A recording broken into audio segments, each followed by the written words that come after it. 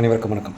கடந்த ஒரு வாரமாக டெய்லி பெண்களோட பாதுகாப்பு ரொம்ப மனசு வலிக்கிற மாதிரியான ஃபீலிங்கில் இருக்குது. ஒரு சின்ன குழந்தையிலேருந்து வயசான பாட்டி வரையும் பாலியல் தொந்தரவு எல்லாத்துக்கும் காரணமாக இருக்கிறது. அரசு ஆராய்ச்சி பார்த்தா யார் இருக்கா என்ன இருக்கான்னு பின்னாடி பார்த்தாங்க. எல்லோரும் திமுக பிரமுகர்.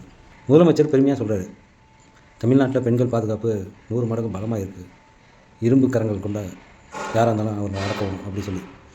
யாராக இருந்தாலும் இல்லைங்க முதலமைச்சர், உங்களோட கட்சி பிரமுகர் தான். அவங்கள இரும்பு கரை கொண்டு நடக்கினாலும் சரி, இரும்பு ராடை கொண்டு நடக்கினாலும் சரி.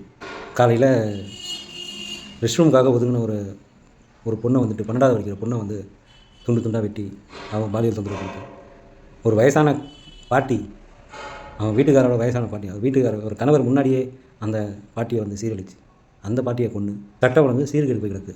கூட்டணி கூட்டணி கூட்டணி கூட்டணி கூட்டணி கணக்கு மட்டும்தான் ஆளுங்கட்சியோட இன்றைய நிலவரம். சரி, கூட்டணியில் இருக்குன்னா நாங்குநேரி பிரச்சனை, பாலியல் தொந்தரவு, கூட்டணி கட்சிகள் என்ன கேள்வி கேட்டிருக்கீங்க? 26 கூட்டணி கட்சிகள் இருக்கீங்க. யாராச்சும் ஒரு கூட்டணி ஏன் இப்படி நடக்குது? நாங்கள் உங்களை நம்பி வந்திருக்கோம் கூட்டணிக்கு. இந்த மாதிரி பிரச்சனை நடந்துகிட்ருக்கு. நாளைக்கு மக்கள் எங்களையும் தானே தப்பாக பேசுவாங்க. இதுக்கு ஏதாவது நல்ல நடவடிக்கை எடுங்க.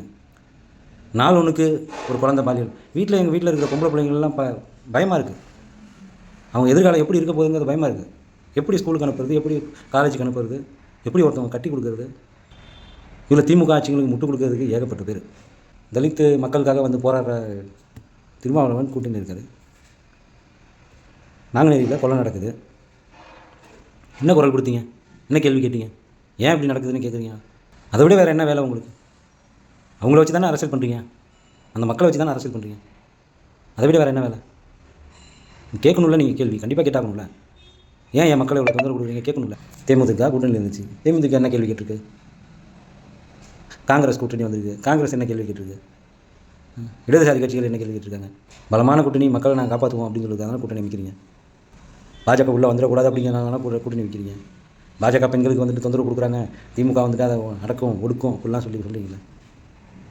நீங்களாக தானே பண்ணுறீங்க. நன்றி.